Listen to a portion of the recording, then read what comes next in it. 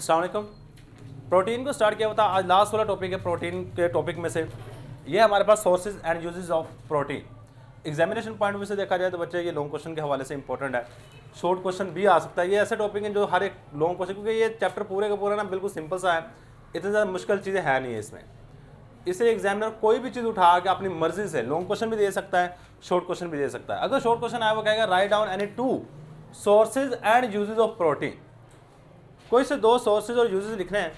अब इसके बाद अगर देखा जाए ना, बेसिकली हमारे पास प्रोटीन का सोर्सेज एनिमल ही हैं, बेसिकली एनिमल ही हैं। हाँ, प्लांट से भी हासिल की जा सकती है, जिस तरह दालें वगैरह हैं, तो ये सारी की सारी प्लांट से हम हासिल कर रहे होते हैं। अब ना यहाँ पे हम हेडिंग बना बना के सारे के सारे सोर्सेज और यूजेज लिख लेंगे। सबसे पहला हमारे पास एक चीज़ हमने प्रीवियस लेक्चर में बात की थी कि एनिमल बॉडी का 50% ड्राई वेट अगर देखा जाए तो वो कौन सी चीज़ होती है? प्रोटीन होती है। 50% ड्राई वेट का मतलब क्या है कि अगर आप इंसानी जिस्म में से या किसी भी एनिमल के जिस्म में से पानी निकाल दो, निकालने के बाद आपके पास 50% उसमें प्रोटीन होगी, बाकी दूसरी चीज़ें होगी। सही याद रखिए, हड्डियों के अंदर प्रोटीन नहीं होती, हड्डियों के अंदर प्रोटीन नहीं होती, ये बात आपने याद रखनी है। There are following sources and uses of protein, there are following sources and uses of protein, uses of protein। ये मुदरजा ज़ैन हमारे पास प्रोटीन के सोर्सेज में है, यूजेस में है। सबसे पहले हेडिंग आएगी animal protein, animal protein heading दे दो। अब देखो, एनिमल प्रोटीन में जानवरों की प्रोटीन से क्या मुराद है? देखो, आपके पास 3 तरह के गोश्त हैं, वो सारे के सारे सोर्सेज हैं हमारे पास किसके? एनिमल प्रोटीन के। एक होता है जी चिकन, एक होता है बीफ, एक होता है मटन। इन तीनों में फ़र्क याद रखिए। चिकन कहते हैं जी मुर्गी के गोश्त को, बीफ कहते हैं कट्टे के गोश्त को, या बड़े जानवर के गोश्त को अमूमन कहते हैं। अब इसके बाद जो एक रह गया मटन, मटन बकरे के गोश्त को कहते हैं। सही है, ये तीनों के तीनों हमारे पास सोर्स है एनिमल प्रोटीन के। इसके अलावा जो एग्स है, अंडे, अंडों के अंदर भी प्रोटीन मौजूद होती है। सही, सबसे पहले हमारे पास सोर्स की बात करेंगे, chicken, beef and mutton are the source of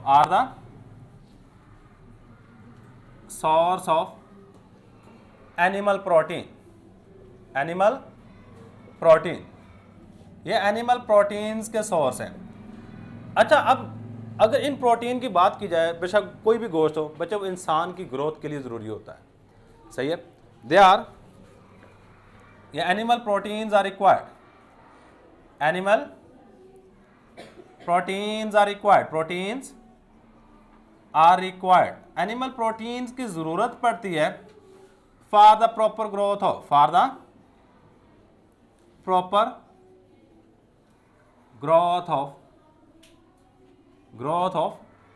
body. आपने देखा होगा, अगर किसी का ऑपरेशन वगैरह होता है ना, उसको कहते हैं ये कीमा वगैरह ये वाली चीज़ें ज़्यादा खिलाई जाए। क्या होता है कि जहाँ पे गोश्त वगैरह कटा होता है, उसकी रिकवरी के लिए ये वाली प्रोटीन बहुत ज़्यादा अहम होती हैं। क्योंकि आपने एक चीज़ पढ़ी हुई है कि 10 अमीनो एसिड ऐसे होते हैं जो इंसानी जिस्म खुद तैयार करता है, 10 अमीनो एसिड ऐसे हैं जो कि इंसानी जिस्म खुद तैयार नहीं कर रहा होता। देखो, जो खुद तैयार नहीं कर रहा था, उस वक्त आपके जिस्म को प्रोटीन की ज़रूरत होती है। जब ऑपरेशन वगैरह या कोई बहुत ज़्यादा बड़ा एक्सीडेंट हो जाए ना, जब वो थोड़ा सा रिकवर हो जाता है, कहते हैं गोश्त वगैरह कीमा वगैरह खिलाया जाए, तो उसका मकसद यही होता है कि इंसान के जिस्म में जो 10 अमीनो एसिड पैदा नहीं हो रहे वो प्रोवाइड कर दिए जाए। सही, इसके बाद कहता जी एनिमल प्रोटीन्स, जो एनिमल प्रोटीन है ना, एनिमल प्रोटीन हेल्प, ये मदद देती है फॉर द फॉर्मेशन ऑफ, बनने में, किस चीज़ को बनने में? Formation of protoplasm. अब आप में से कोई बच्चा बताएगा प्रोटोप्लाज्म क्या है? What is protoplasm? क्या? न्यूक्लियस ऑफ साइटोप्लाज्म को प्रोटोप्लाज्म बोलते हैं। न्यूक्लियस ऑफ साइटोप्लाज्म,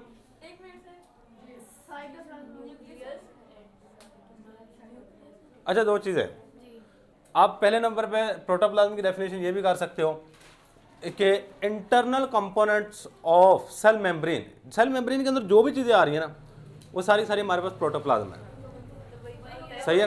अब इसके बाद हमारे पास जो प्रॉपर डेफिनेशन वो ये है जी, न्यूक्लियोप्लाज्म, न्यूक्लियस का जो लिक्विड पोर्शन होता है, और साइटोप्लाज्म जो हमारे पास किसका एक लिक्विड पोर्शन होता है सेल का। तो साइटोप्लाज्म और न्यूक्लियोप्लाज्म को कलेक्टिवली हम प्रोटोप्लाज्म का नाम दे रहे होते हैं। क्या नाम दे रहे होते हैं?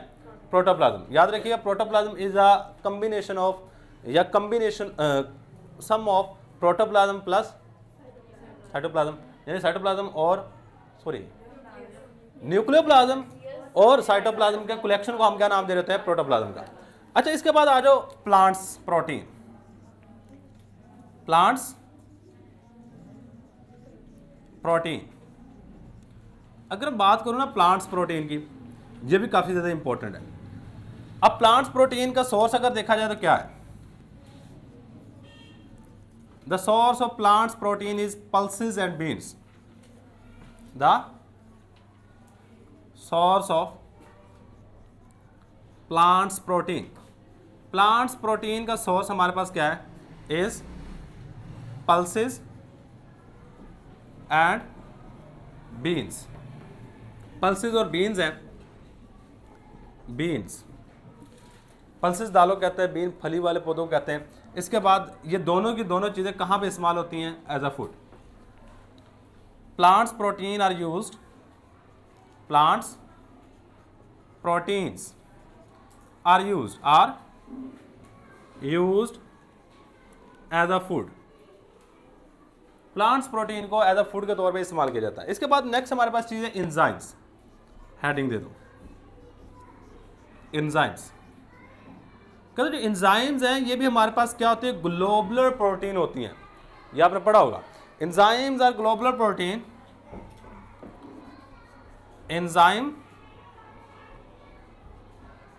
Enzymes are globular protein. ये ग्लोब्यूलर प्रोटीन होती हैं विच, जो कि क्या काम करती है इंसानी जिस्म में? या which is present in living organism, which is present in living organism, in living organism. अच्छा, मुझे एक क्वेश्चन का आंसर देना है। हम अमूमन कहते हैं जो एंजाइम्स हैं ये एनिमल्स में पाए जाते हैं, क्या पौधों में भी एंजाइम होते हैं?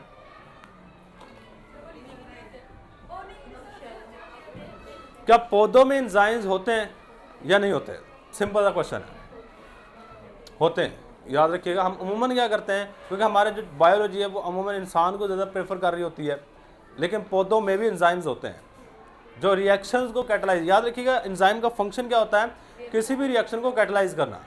अब पौधों के पूरे पौधे के अंदर देखा जाए उसमें रेस्पायरेशन हो रही है, फोटोसिंथेसिस हो रही है, मुख्तलिफ रिएक्शन हो रहे हैं। इन रिएक्शन को कैटलाइज करने के लिए हमारे पास जो चीज़ सबसे मोस्ट इंपॉर्टेंट है वो क्या है? एंजाइम्स। अच्छा, हमारे पास एंजाइम्स आ गए। एंजाइम्स के बाद इसका फंक्शन क्या होता है? Enzymes are used to catalyse. Catalyse का मतलब होता है तेज करना। Catalyse the chemical reaction in the living organism. Chemical reactions in the living organism, in the living organism, living organism। क्या करते हैं जी? हमारे पास एंजाइम किसी भी जिंदा जानदार में रिएक्शन को कैटलाइज कर देते हैं। अच्छा, एक दो चीज़ें हैं, एक होते हैं एंजाइम, एक होते हैं कैटलिस्ट। एंजाइम और कैटलिस्ट में यह फर्क याद रखिए, दोनों का फंक्शन बेसिकली अगर देखा जाए तो सेम है, किसी भी रिएक्शन को कैटलाइज कर रहे होते हैं। एंजाइम हमेशा पाए जाएंगे लिविंग ऑर्गेनिज्म में, और कैटालिस्ट लिविंग में भी पाए जा सकते हैं और नॉन लिविंग में भी पाए जा सकते हैं। मतलब आप कोई बाहर लैब के अंदर रिएक्शन करवा रहे हो, वहां पे अगर किसी रिएक्शन को स्पीड अप करने के लिए जो चीज़ हम स्पीड अप करने की जो भी चीज़ यूज़ करेंगे उसको एंजाइम नहीं कहेंगे, उसको कैटालिस्ट कहेंगे, क्योंकि वो लिविंग ऑर्गेनिज्म के अंदर यूज़ नहीं हो रहा। ये भी बात याद रखिएगा। अच्छा, आप कहते हैं जो एंजाइम्स है ये स्पेसिफिक इन एक्शन होते हैं। Enzymes are specific. ये क्या होते हैं? स्पेसिफिक होते हैं। Specific in their action, in their action. अब इससे क्या मुराद है? भाई जैसे मुराद ये है कि अगर एक एंजाइम, सपोज कि आपको एग्जांपल देता हूँ, आपको मैदे के अंदर एक एंजाइम पेप्सिनोजेन रिलीज होता है जो क्या करता है, प्रोटीन को हजम कर रहा होता है। अब वो हमेशा प्रोटीन को ही हजम करेगा, लिपिड को हजम नहीं करेगा, कार्बोहाइड्रेट को हजम नहीं करेगा, कुछ भी नहीं करेगा उसको। सही है, तो यही बात लिखी है जी, enzymes are specific in their action, मतलब एक एंजाइम जो काम कर रहा है वो हमेशा वही काम करेगा, कोई दूसरा काम नहीं करेगा। सही बात आप याद रखिएगा। अच्छा, अब इसके बाद ना हमारे पास कुछ एंजाइम्स ऐसे हैं जो ड्रग के तौर पे, दवाइयों के अद्वियात के तौर पे इस्तेमाल हो रहे हैं। Enzymes are used as a drug. इसके बाद enzymes are used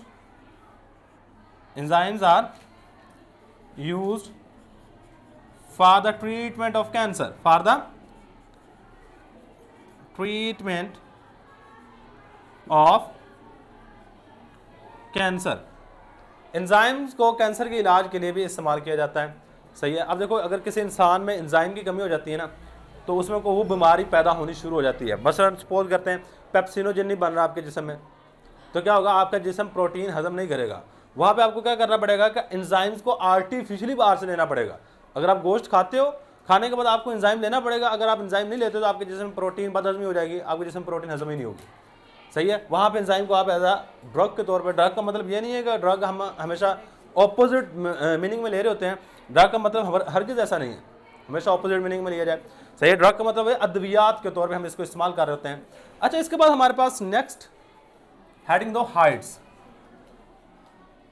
हाइड्स या एनिमल हाइड्स कर लो, क्या है, शुरू में एनिमल वर्ड लिख लो, या अकेली हेडिंग देनी है, एनिमल हाइड्स।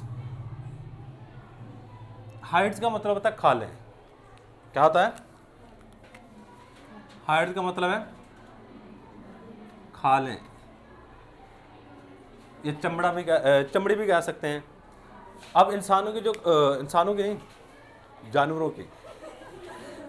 जानवरों की जो खाल है ना, वो भी हमारे पास किस चीज़ का सोर्स है, प्रोटीन का। अब उसको यूज़ कहाँ पे करते हैं, चमड़े वगैरह, जितनी भी चीज़ें आपके जहन में आती हैं चमड़ा वगैरह बनाने के लिए। तो उसको हम शूज़ में, बैग्स में, जैकेट्स में, से कोट्स में, जो मर्जी आप यहाँ पे लिख लो। लेकिन पहले नंबर पे लिखना जी, animal hides are the source of protein. Animal hides क्या हमारे पास प्रोटीन के सोर्सेज हैं, और इसको कहाँ कहाँ पे इस्तेमाल कर रहे होते हैं, ये आपने मेंशन करना है। एनिमल्स हाइड्स, जो जानवरों का चमड़ा है ना, hides are the source of protein, या प्रोटीन का सोर्स है। Animal hides are used, animal hides are used, इसको हम इस्तेमाल कर रहे होते हैं for the formation of, formation कहते हैं बनाने के लिए, formation of shoes, jackets and bags. ले जी, ET से आगे लिख दीजिएगा। अगर आपका जहन कोई और नाम आपके जहन में है तो वो भी लिख दीजिएगा यहाँ पे। अच्छा, लास्ट वाली चीज़ हमारे पास आ गई, जिलेटिन। जिलेटिन, अच्छा जिलेटिन क्या होती है पहले इसको सुन लो, बाद हम इसके बारे में लिख लेंगे। अच्छा, कभी वो बड़े वाली हड्डी जो आपको कभी मग, जिसको हम आम जुबान में कहते हैं, वो बड़े वाली हड्डी के अंदर जब उसको इस तरह कर करके निकालते हैं, उसको जेलेटिन कहते हैं केमिस्ट्री की ज़ुबान में। गोदा भी कहते हैं इसको। सही है, इसको जेलेटिन का नाम भी दे रहे होते हैं। अच्छा, वो जो मग सी होती है हड्डी के अंदर, ये अमूमन होती है बड़ी वाली हड्डियों के अंदर। सही है, छोटी छोटी हड्डियों के अंदर ये मग नहीं होती। अब ये जो जेलेटिन है, यह बगैर गर्म किए नहीं बना सकते, जब गर्म करते हो फिर ये निकलता है। सही है, कहते जब आप किसी भी हड्डी को लेके उसको गर्म करते हो, गर्म करने के बाद वहाँ जो मग से निकलती है उसको नाम दे रहे होते हैं जेलेटिन का। और जेलेटिन यूज कहाँ पे होता है पता है आपको, बेकरी प्रोडक्ट्स में। ये जो आपके केक बन रहे होते हैं उसके ऊपर जो क्रीम वगैरह लगी होती है, तो केक बनाने के लिए इसको हम यूज कर रहे होते हैं। सही है, सबसे पहले क्या करते हैं, हड्डियों को इकट्ठा करते हैं, हड्डियों को इकट्ठा करके उनको गर्म करते हैं, गर्म करने के वहाँ से जेलेटिन निकालते हैं, फिर उसको आप यूज़ कर रहे होते हो कहाँ पे, बेकरी प्रोडक्ट। अब केक तो एक है ना बेकरी प्रोडक्ट, बहुत सारे इस तरह के बेकरी प्रोडक्ट हैं। कभी आप जाकर ना चेक कीजिएगा, नेट पे जाकर सर्च कीजिएगा यूजेस ऑफ जेलेटिन या use of gelatin in bakery, bakery में जेलेटिन का क्या यूज़ है, तो आप वहाँ पर जाकर इमेज पे जाइएगा, आपको सारे केकों की तस्वीरें आएंगी। सही, मतलब वहाँ पे इसको यूज़ किया जाता है। चलो अब जेलेटिन के बारे में लिख लो। When bones are heated, bones are heated, जब हम हड्डियों को गर्म करते हैं, are heated at high temperature, high temperature, high temperature पर गर्म करते हैं, देन तो फिर होता है क्या, देन जेलेटिन इज फॉर्म, तो हमारे पास क्या होता है, जेलेटिन बन जाता है। अब यहाँ पे जेलेटिन को कहाँ भी यूज करते हैं, gelatin is used as a bakery products, BAKERY, bakery products. इसको बेकरी प्रोडक्ट्स में केक वगैरह बनाने के लिए हम इसको इस्तेमाल कर रहे थे यूजली। अच्छा, अब यहाँ पे गौर कीजिएगा, मैंने जितने भी यूजेस और सोर्सेज लिखे हैं, इसमें सबसे पहला पॉइंट मेरा सोर्स का है, सेकंड जितने भी हैं उस यूजेस के हैं। चेक कर लो, ये वाले हमारे पास क्या है, एनिमल प्रोटीन में अगर देखा है chicken, beef and mutton are source of animal protein. Plants में देखा जाए तो पल्सेस, बीन्स एनिमल प्रोटीन के सोर्स हैं। इंजाइम्स एनिमल प्रोटीन या सिंपल कह दो प्रोटीन का सोर्स है। हाइड्स या animal hides source of protein है। जेलेटिन सोर्स ऑफ प्रोटीन है। सही है, कोई भी living organism source of protein है।